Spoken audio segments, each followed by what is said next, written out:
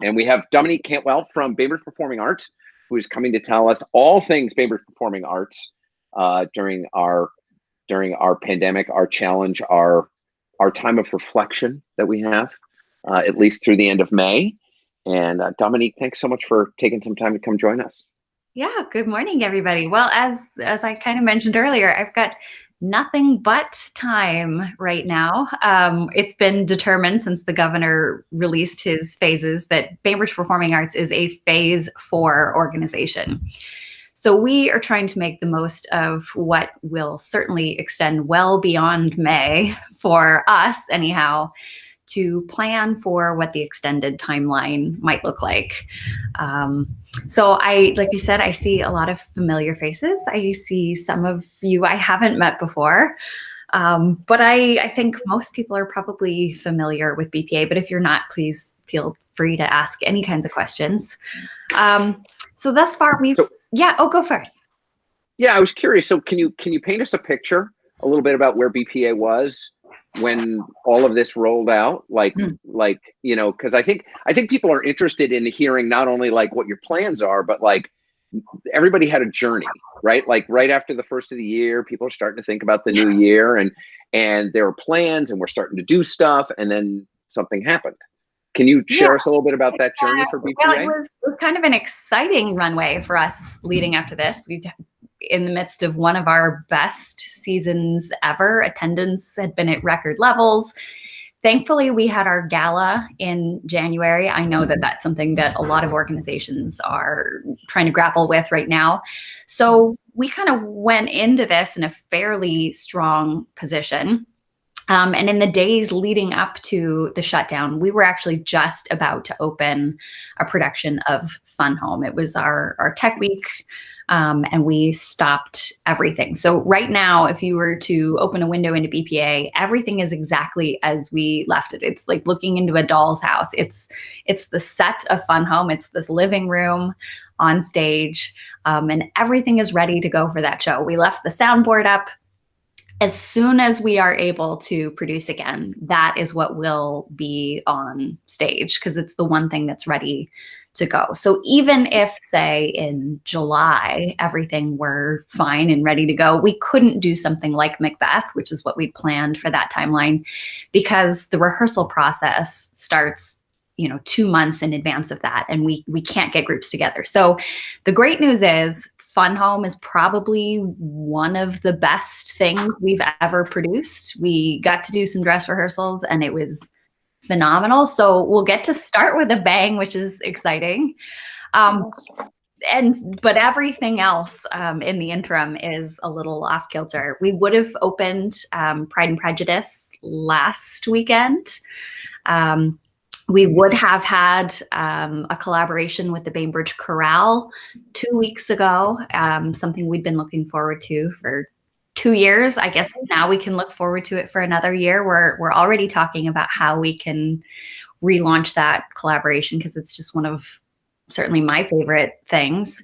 But the next symphony performance, which would be in a couple of weeks, is clearly not going to happen. And we announced, I think a week and a half ago now, that basically all of our productions through the summer, at least through the end of July, have been effectively canceled. But Pride and Prejudice and Macbeth will move into next season. We hadn't announced our slate of shows yet, so we kind of juggled everything around a bit to accommodate those, because they had already been cast, and at least the first rehearsals were underway.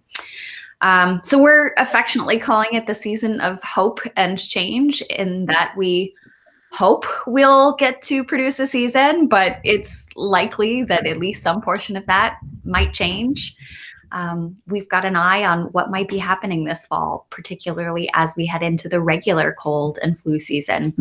And one of the things I started out saying is having all of this time is actually great, because we can really use it to plan on how the facility will be used, how we would approach social distancing going forward, and creating the same type of experience and the intimacy that people like to have in the space without the physical manifestations of that, which, could be negative for a little while. But I mean, ultimately, our mission hasn't changed, even though we're not producing. Primarily we're here to serve the community. So all of our staff is still employed. We're not going to be doing any kind of furloughs or layoffs. Now their jobs are to do other things that help the people and the constituents that we would regularly serve. So instead of coming to a show, we might be coming to you. If you need groceries, if you need masks, we went through our costume shop, took all of the extra fabric. We even took some of the dresses and things that have been in favorite shows and won't be in shows again. We cut those up and we've made over 600 cloth masks out of costume stock and donated fabric. So we're trying to repurpose our time and our service until we actually get to see everybody building again. And we just launched, actually last night was the premiere of a new podcast that was born out of a collaboration with Barn and with Bainbridge Prepares. So it's the Bainbridge Stay-at-Home Companion. And it's going to be a weekly radio show that BCB is producing on their network. And it'll be live every Tuesday evening, and then we'll be sort of syndicated anywhere you get a podcast, and we'll have it on our website. We're also doing what we're calling the COVID monologues. We just had, I think, 27 submissions of monologues, poetry, original songs, and we'll be producing those as a weekly event starting, I think, 2 weeks from now. But we'll have that on our website. And that's how will you? I have a question for you about that. Is how will you present, or how will you perform the COVID monologues? Is it also going to be an audio broadcast of some sort, or? Yes. Yeah. Okay. So everyone will record individually, and then we will stitch them all together and produce them as a short series. So we've certainly had some challenges overcoming technology, teaching technology. Sheila just taught me how to use this platform this morning. But I think everybody's starting to get more accustomed to it. There are more resources available. So slowly it's become a more accessible platform as the weeks have gone by. And we're going to try to make what we do just ultimately accessible as we roll it out as well. A lot of theaters, particularly regional and professional companies, have been able to stream performances. And that's something that we, of course, pursued right away. People said, oh, you've got all these shows you've done, why can't you just put those up online? And it's probably the most frequent question I get. And unfortunately, we cannot get the rights to do it. Streaming and broadcast rights are entirely different than live production rights. In some cases, the companies that hold the live production rights don't even have the broadcast rights. So we've pursued it for everything. We actually even have an archival copy of. And as an amateur company, we are not eligible to stream. So it's taken us a little bit of time to get these original productions going. I mean, it just takes time to develop content and to workshop it. But I feel like we have finally kind of hit our stride.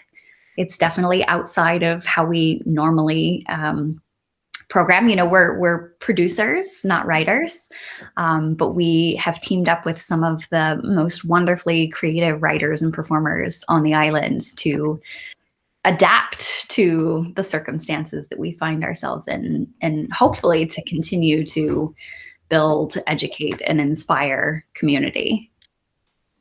Oh, well, that's super Dominique, exciting. talk a little bit more about that, because I'm not quite sure that you're saying it's on Tuesday nights or on Tuesdays, right? Is this including the one that Bama and John Ellis are doing? So Bama and John Ellis were a part of this. They're also doing a series of kind of love letters on their own. So it's related, but no, it's not the same. But Bama and John are both involved in the Bainbridge Stay-at-Home Companion. And yeah, it streams live essentially on Tuesday nights at 7:30 on Facebook Live. But then you'll also be able to listen to it anytime, anywhere. You just won't be able to, participate in the chat and the, comments as it streams.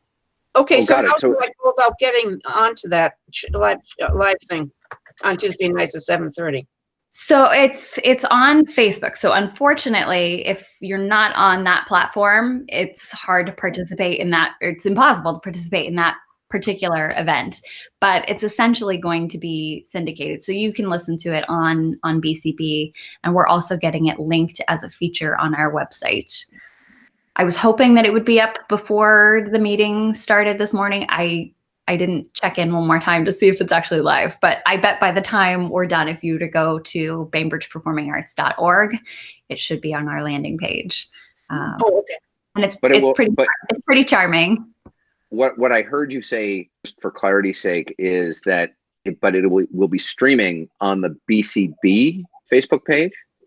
On Bainbridge Performing Arts page. On the Bainbridge Performing Arts page. Okay. But then thereafter, you'll be able to listen to it anytime via BCB. Okay. What is BCB? That's Bainbridge Community Broadcasting, and it's the podcast arm of Barn. Okay. And they do several wonderful series, including what's it called? What's Up Bainbridge, I think. That was it. It's pretty good. They do lots of features of island nonprofits, stories of interest, news. Great. Is that connected to Facebook or is that not?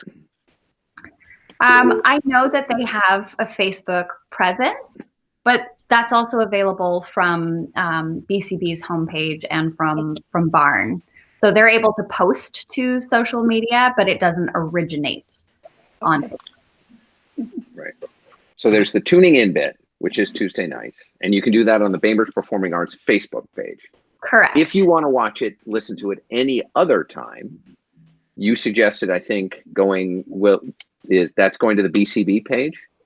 That's probably the quickest way to do it. And you can subscribe there so that you can automatically get it downloaded if you use any kind of podcast app or regular audio device. You can get it downloaded automatically if you subscribe.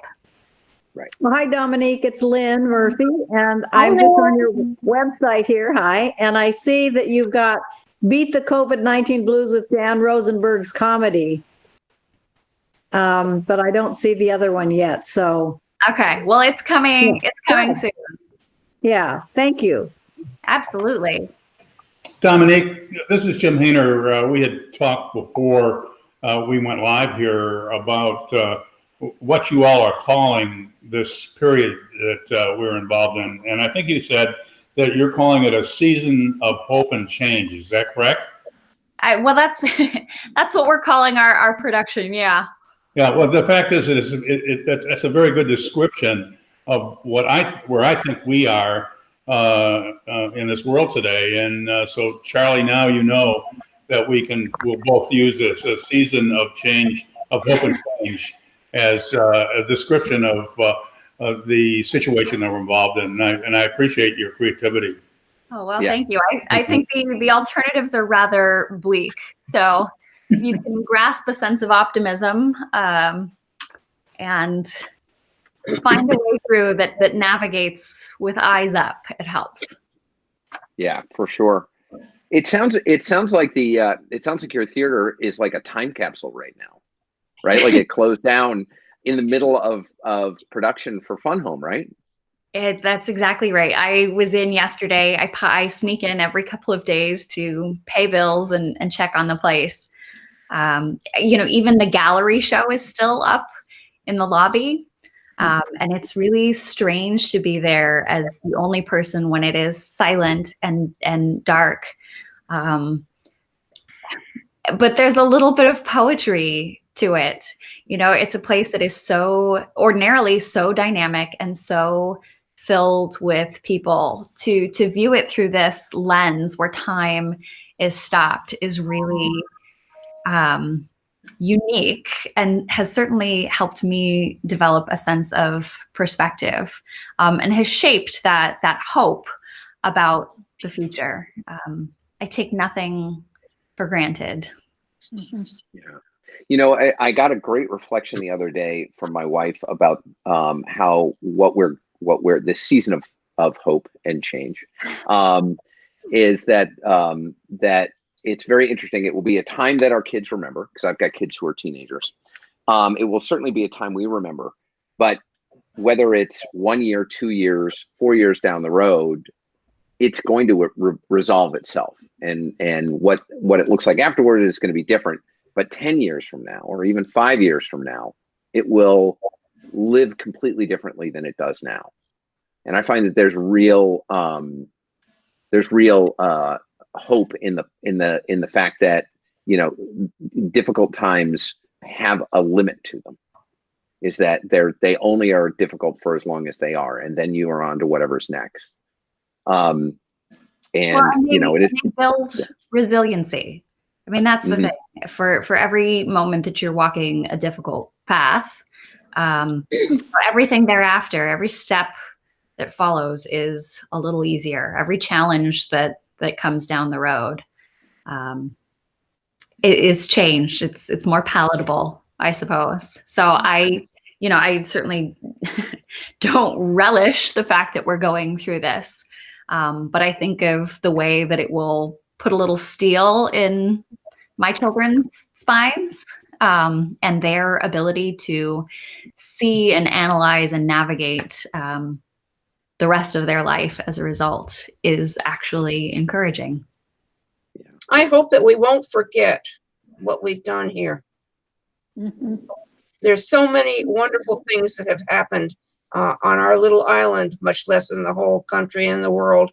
But the kinds of things, making the masks, for example, barn food, the restaurants being open and giving us food, you know, the community-wide thing has been absolutely fantastic.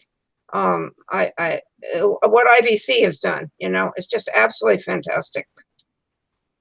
I hope we don't forget that. Yeah.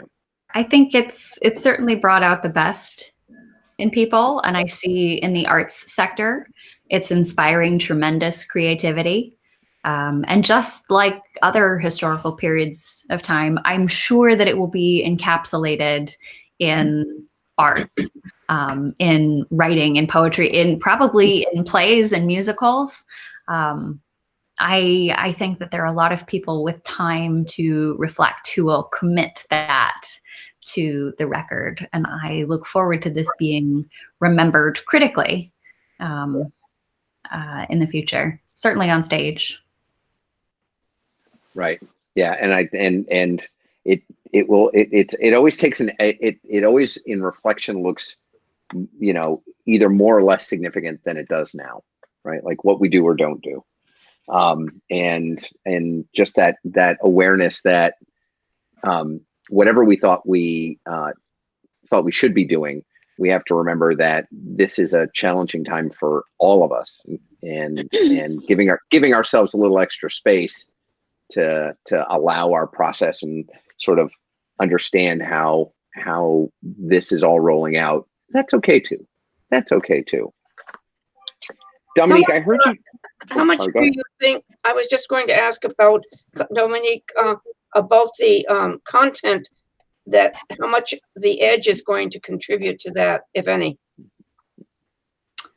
Oh, well, it'll probably change on a weekly basis. Just like everybody else, I think, the members of the Edge are all processing and navigating this differently. So some of them are ready to jump in feet first, and others just are not, and don't feel funny right now. So, you know, in the same way that we're sort of letting everybody take steps in at their own pace, we're certainly doing that with our performers, and the Edge is first among them. You know, as improvisers, they would be the first ones who are able to actually come back and do something because they don't have to rehearse it. Right. And some of them are ready and some of them aren't. Now, I heard you say that you were, you guys are a phase 4 organization. Mhm. Can you tell us a little bit about how that got distinguished? Well, so our space is a gathering space for, over 50 people, certainly. Our seating capacity is 256. But as soon as you say, for example, we have about 60 members of the orchestra. We couldn't even put together an orchestra rehearsal right now. So we're talking about potentially doing chamber pieces and putting them all together in an entire production when it comes time. But it's certainly shaping our programming and how people can get together. But anytime you put the number of people in the cast plus the number of people on staff that it takes to support a production, we end up with an audience size, if we're trying to meet that phase 3 50 threshold, of 20 people. That's not a great scenario for anyone, I think. So I don't imagine that we will probably be getting crowds of 256 anytime soon, particularly even, in phase 4, if there's still social distancing. We can accommodate an audience of about 50. So we'll be looking at how we can do that. We've got a seating plan, but whether or not people actually even want to engage once we get to phase 4, want to be in an enclosed space, particularly come the fall. We were talking with staff that, a year ago we had cough drops at concessions, and if somebody has a cough during a performance, you kind of go, have a glass of water. Now, I think if someone were coughing in a performance, everybody would duck and cover. Right. So Yeah, indeed. It's going to change the landscape, and we know that. And we, essentially want to plan and proceed with the most vulnerable among us in mind. We don't perform for the 90%. We don't perform for the 99%. We perform for 100% of the island. And as long as there are people who don't feel comfortable, who don't feel that there is safe access, then we will be designing what we do for that 1% so that everyone can participate. And we know that time may be the most important component of that remedy. We're certainly also looking into how we clean the space, how we operate the space. We've got little hand sanitizer stations all over the place. So whatever we do, whenever we do it, we know that it's going to be some time. There's just no safe way that we could have a toe in phase 3. Right. Got it. It comes to mind like Shakespeare in the Park. Like how do you get, if your space isn't very big and it is enclosed, how do you get it very big, right? Where you can do that kind of thing. And the thing that came to mind was the idea of doing performance outside. We perform Shakespeare at Blodell in the Meadow every summer. And we just went through every possible scenario because there is space. You can put everybody farther away. But there is not a raised stage. It's a flat meadow. It's already a little hard to hear, even when we push everybody up to the center. So we thought, all right, can we amplify them? Can we put them on microphones? How could we make this work? And ultimately, we went back to, well, we really can't because we can't get our performers together. It's a large cast for the 2 months leading up to it. So even if we could make our audience safe, we can't ensure the safety of our performers. They can't be distanced in a show like that. I think, the length of a broadsword is 6 feet. So, we have really socially distanced fight scenes. But other than that, we want to make sure that they're equally protected. So what I'm hearing you say is every performance for the next couple of years is going to have lots of broadswords in it. Yes. Romantic comedy with a broadsword. I can hardly wait. Might not be romantic, but it'd definitely be comedic. Yeah, for sure. And safe. Very good. So what other questions do folks have for Dominique? Those No burning question. questions. Dominique, No, just a comment. Just Please. I have to say, I love a fun home. I just couldn't wait. I love the story. I love the music. I can't wait to see it. So, and I just love BPA. What a treasure you are. Thank you, Dominique. Yeah, I will second that you are a treasure, Dominique, and we're grateful for all you do in the community and all the creativity that comes out of with your people. Just amazing. When you were all talking a little earlier about, where we're at, I was madly trying to find this quote that I wrote down yesterday that a friend gave me, and he just off the top of his head, and it was hard times create strong people create good times create weak people, and weak people create hard times. So it's a cycle, and I just thought that was interesting to think about. So when you talk about your children, I think there's a book and a philosophy called The Fourth Turning, which basically talks about this, that after hard times, that next generation is really strong. And so I think that's kind of hopeful. yes. Very nice. Beautiful. Yeah. Thank you. Yeah. Have you guys seen, it's called The Great Realization on YouTube? Is that it? No, I haven't. Well, check it out, because it's a young man telling the child is going to sleep, and the child's asking, "Oh, tell us that story. Tell us that story." Well, the story is about this time, and it's really fantastic. I wouldn't do it much justice saying too much more than that, but it's fabulous. It shows what a terrible space we were in before this happened. All right. And then it goes into what happened afterwards. So there is, when you said the season of hope and change, Yep. it totally fits that immensely. It's powerful. The Great I Realization. found a link to it. BBS? I'm sorry, ahead. Bonnie, did you say it's on BBS? It's YouTube. Oh, on YouTube. I put a link to it up in the chat. Great. And remember, anything that gets put up in the chat and the recording of today's call will also be available shortly after the call, because Reed always does a great job of making sure to make these available to everybody in the newsletter. It's well, it occurs to me, Dominique, that BPA does so much for the community, and it sounds like in this time, it's so wonderful to hear that you guys have the resources to be able to keep people on staff and keep them doing. Well, what's the question for you is, you guys do so much for our community. What can we do for yours? What is there, if you had an ask for this community, or for people who might watch the recording afterwards, what is it that we can do to support BPA at this time? That is so lovely and thoughtful. I really see this, truly as the opposite. For 60 years, we have been the recipients of generosity and goodwill.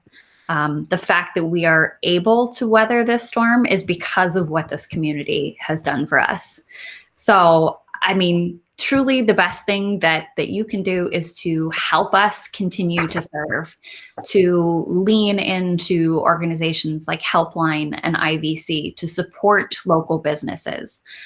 We are very much going to need the support of our community when we open. There's not much anyone can do for us right now, except to join hands and make sure that everybody gets out of this together. In good times, we like to say that high water floats all boats. Well, the tide has gone out and we are all stuck in the mud right now. And the best things that we can do is to hold hands, suck out of the mud, and get back into the water. So join us in pulling and helping our neighbors and make sure that nobody gets left behind. Wonderful. Wonderful. Wonderful. Can we get that written out for us? That was beautiful. Wow. That was lovely. Yeah. Well, thanks for having me. Well, you know what? It has been so great to have you come and join us. And how has your family been bearing up during all this time of what Those change? wonderful children, those wonderful children she has. Oh my gosh. I They're being very creative.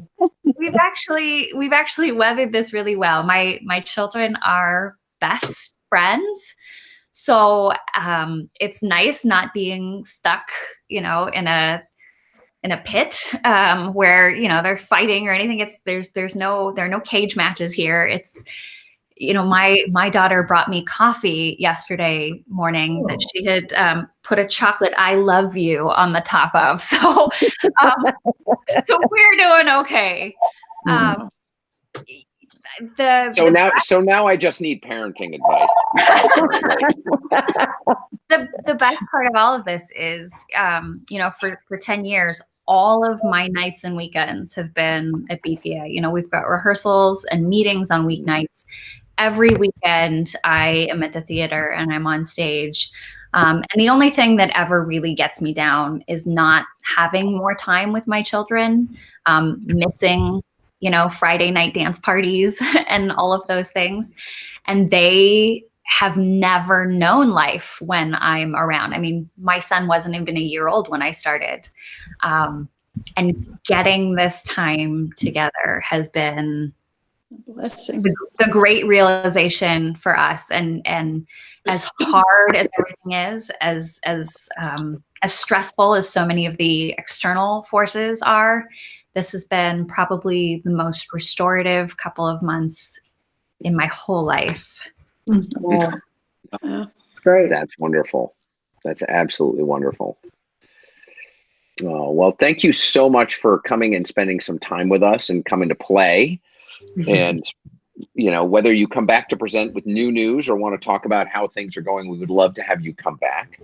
Thank you. Or just log in anytime, because this is totally engaged, wonderful group of folks who love to show up on a daily basis and check in and hear what's going on with all the great organizations around our island.